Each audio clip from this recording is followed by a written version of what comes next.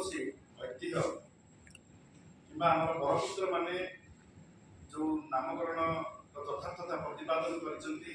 ଐତିହ୍ୟ ଅନୁଷ୍ଠାନ ଏଭଳି କୌଣସି ନାମ ପରିବର୍ତ୍ତନ को आम विरोध करुଛୁ ଏବଂ ରେଭେନ୍ସା जो इतिहास जदि आम देखा से केन्द्रमंत्री उच्च शिक्षा मंत्री अच्छे धर्मेन्द्र प्रधान गोटे वितर्कर कथा कहते से आज सबू रेभेन्सा पाठ पढ़ी सबू रेभेन्सानियन माने समस्त बुद्धिजीवी ओडिशार समस्त जो मैंने ओडिशार इतिहास को पढ़ी से मैंने समस्ते चाहते जे रेभेन्सार ना परिवर्तन न हो रेभेन्सा गोटे व्यक्तिर ना हिसाब से रही रही यह गोटे अनुष्ठान परिणत होती ज्ञानर गोटे ब्रांड हिसाब से रेभेन्सा को सारा विश्व में मान्यता मिली किए केतबेले कौन करथिला एवं सेतबेलर जो माने बरपुत्र थे मधुबाबू हूँ कि कर्मवीर गौरीशंकर हूँ कि गोपबंधु हूँ समस्ते से रेभेन्सा पाठ पढ़ी रेभेन्सार नामकरण से मयूरभंजर महाराजा से नामकरण करते केवल रेभेन्साकर से 1866 मसीहा दुर्भिक्ष सहित तुलना कले हम ना 1866 रु 10 वर्ष से रही ओडिशा रे कमिशनर भाव में ओडिशार शिक्षार अग्रगति ओडिशा रे बालिका मानकर शिक्षा ओडिशा रे श्रीरामचंद्र भंज जो मेडिकल कॉलेज अच्छी से हाथ था प्यारीमोहन एकाडेमी कर हाथ था तालदेला केनाल कर हाथ था अनेक रास्ता अनेक केनाल अनेक कृषि अनेक शिक्षापी शिक्षार संस्कार आने महिला मानू शिक्षार अग्राधिकार देवाई से अनेक पदक्षेप नहीं आज रेभेन्सा कलेज कथा हो कि रेभेन्सा जो आम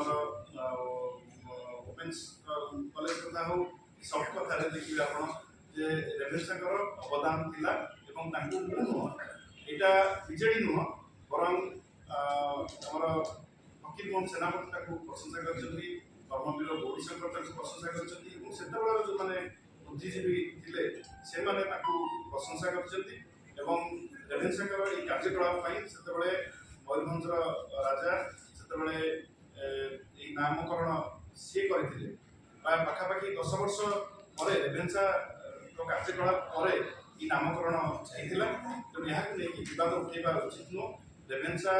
ओडिशार ऐतिह्य सहित जोड़ा रही ओडिशार संस्कृति ओडिशा परंपरा सहित जोड़ी रही रेभेन्सा अनेक बुद्धिजीवी सृष्टि करी राष्ट्रनीतिज्ञ सृष्टि मुख्यमंत्री सृष्टि कर रेभेन्सार अवदान ओडिशा प्रति तत्कालीन जो ब्रिटिश सरकार थे विरुद्ध गोटे जो आंदोलन होता से आंदोलन मुखसाक्षी हूँ रेभेन्सा से पाठ पढ़ी ब्रिटिश सरकार विरुद्ध में भाव में संग्राम कर संग्राम से ही आरंभ होता तेणु रेभेन्सार अनेक इतिहास रेभेन्सा सहित जोड़ी रही रेभेन्सा गोटे किंवदंती पुरुष कहले अत्युक्ति हम ना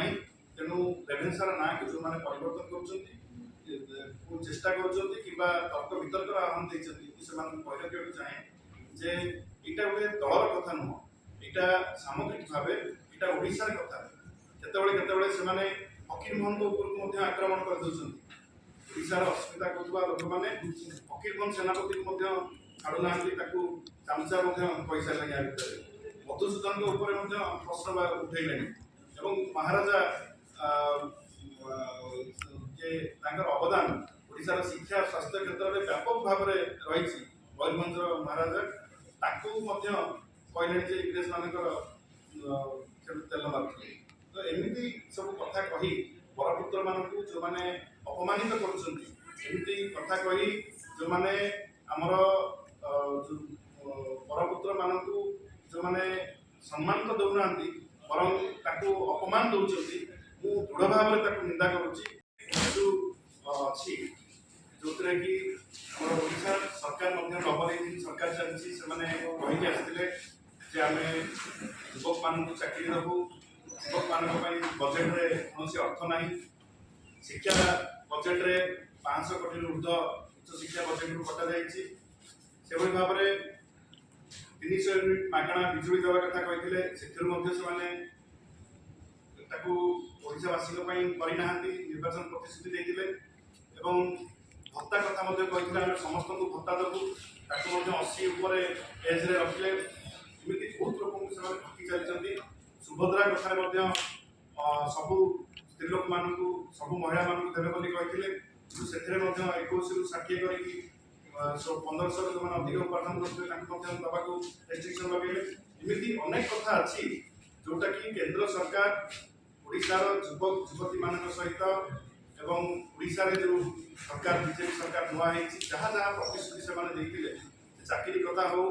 कि ओडिशार स्वार्थ रखा कथा हो सब कथार कि स्वतंत्र राज्य पाय मान्यता कथा हो सब कथार आज ओडिशा को पछरे पकई एवं ओडिशार युवक युवती आज हताश कहते आम 2 कोटी लेखा चाकरी प्रति वर्ष दबू आज 14 मसीहा 24 मसीहा है चाकरी देखा दर्शन ना ये गोटे केन्द्र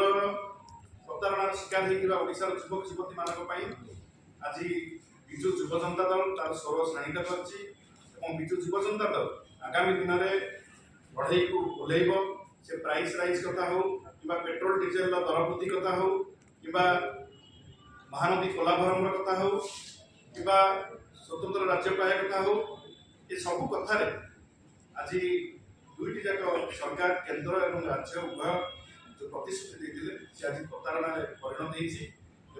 विजु युव जनता दल ओडिशार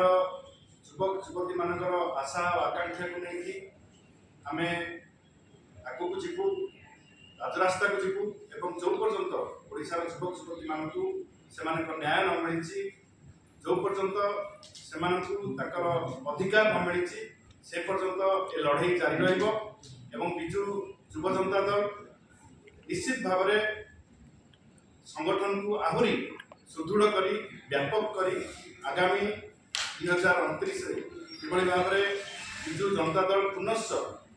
सरकार करिबो से आम संगठन को दृढ़ीभूत करूँ आगामी पंचायत निर्वाचन आगामी म्युनिसिपालिटी निर्वाचन एवं विजु जनता दल आगामी जेकोसी निर्वाचन आसिले गोटे निर्णायक भूमिका जो भाव में नहीं पार आम तृणमूल स्तर व्यापक भाव में विजु युव जनता दल को संगठित कर